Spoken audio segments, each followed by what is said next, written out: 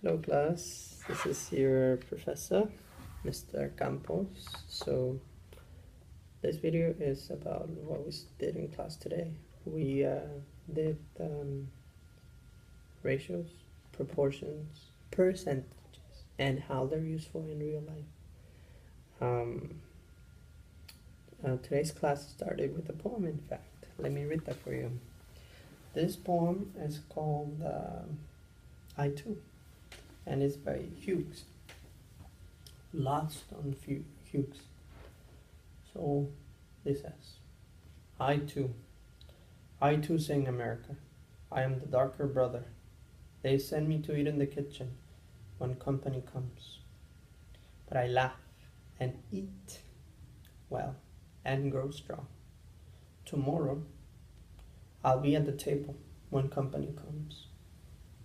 Nobody will dare say to me, eat in the kitchen. Then, besides, they'll see how beautiful I am and be ashamed. I too am America. Okay, so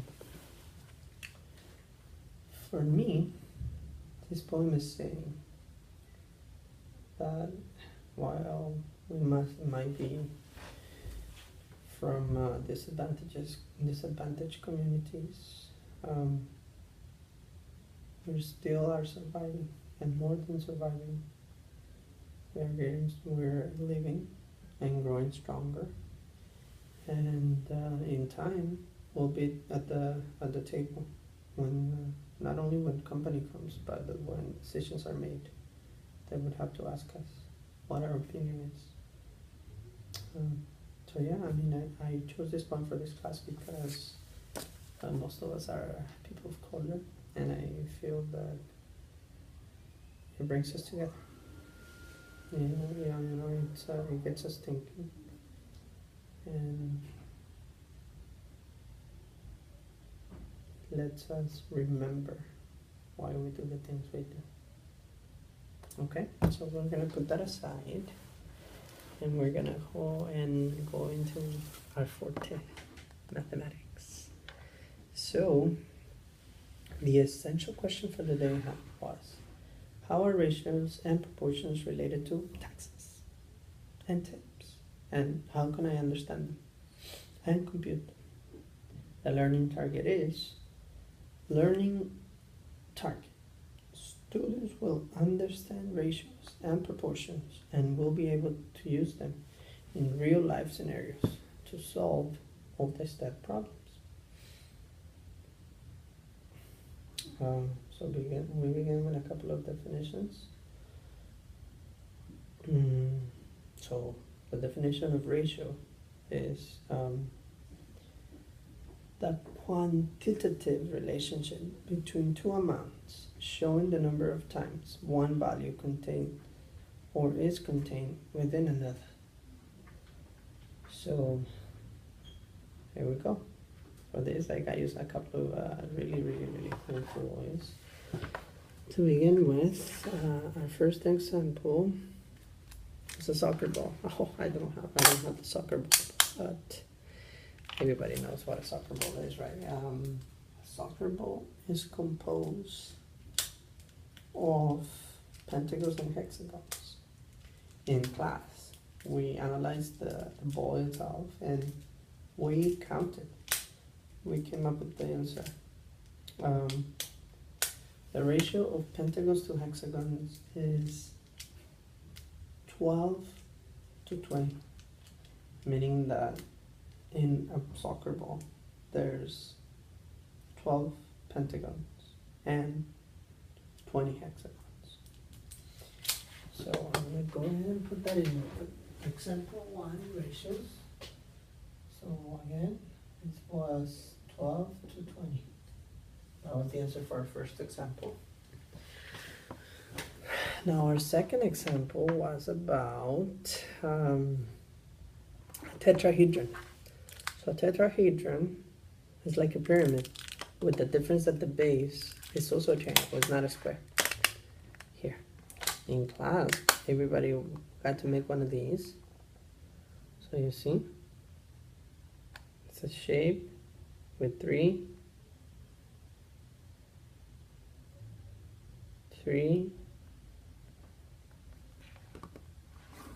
equilateral triangles and then one on the base.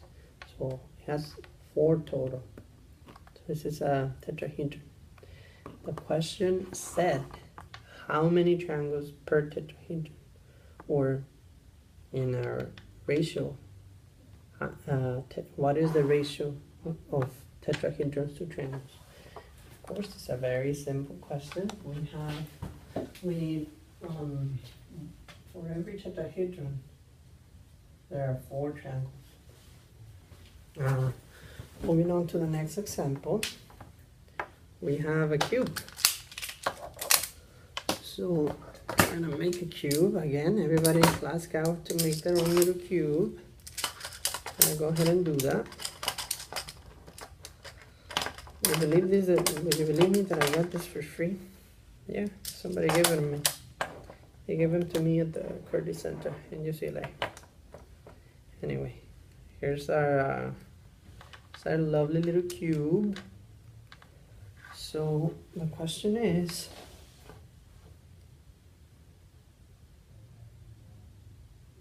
what's the ratio cube to squares? And the answer, of course, is there's 1 cube, and in 1 cube there's 6 squares.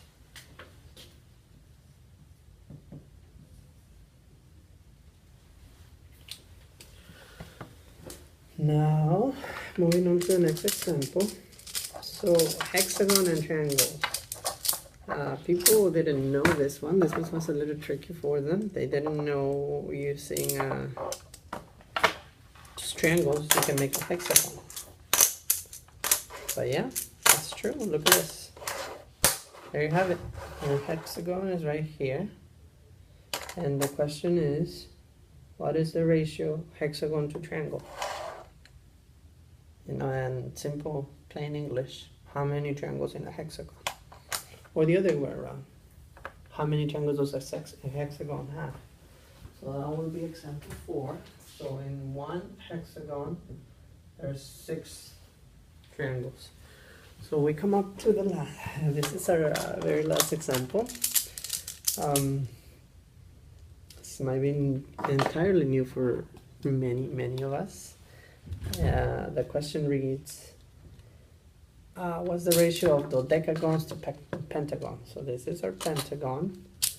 We're gonna go ahead and make a dodecagon out of it. Bear with me, give me a little bit of time. Here we go. It's like magic. Yeah, so if you are seeing this video because you couldn't make it to class, well, you missed out on some fun. If you're seeing it just to refresh your memory, well, there's nothing I can say. I guess you were there when all of this happened. I mean, it doesn't hurt to see it twice. So this before you, this is a dodecagon. And it has 12 sides. So how many pentagons in this dodecagon? That's what the question is asking. So for every dodecagon, there is 12 pentagons. So that is the idea of a ratio, you know. It tells you how many things are within one thing, or how many things are there of one thing per another thing. Like on a very first example, we said that in a soccer ball, there's 12 pentagons, and then there's 20 hexagons. So yeah, that works. Now, again on the tetrahedron, we have one tetrahedron has 4 triangles, and then we had a cube, and in the cube there is 6 squares. In other words, yeah, a cube is made up of 6 squares, and like that until we get to this one. So after this, students gave their own definition. As there's no students here, we're just gonna move on to the next one. Please do make sure that at home you come up with your own definition, because the definition I read was on the abstract side, and I think you should definitely rephrase it into something that you understand. Okay? Very well, so we're gonna move on to proportions. The definition of a proportion is, in mathematics, two variables are proportional if a change in one is always accompanied by a change in another, and if the change are always related by the use of a constant multiple. The constant is called the coefficient of proportionality, or proportionality constant. So we're gonna deal with this using squares. So here's one of our lovely little squares, and we're gonna call this distance 1. So we're gonna say that from here to here is 1. So then we're gonna say, okay, what is the side length? 1. What about the perimeter? What is the perimeter of this square? If the side is 1, so of course it's 1, 2, 3, 4. The perimeter is 4. So I claim that there's a proportion, namely 1/4. I'm gonna go ahead and write that down here.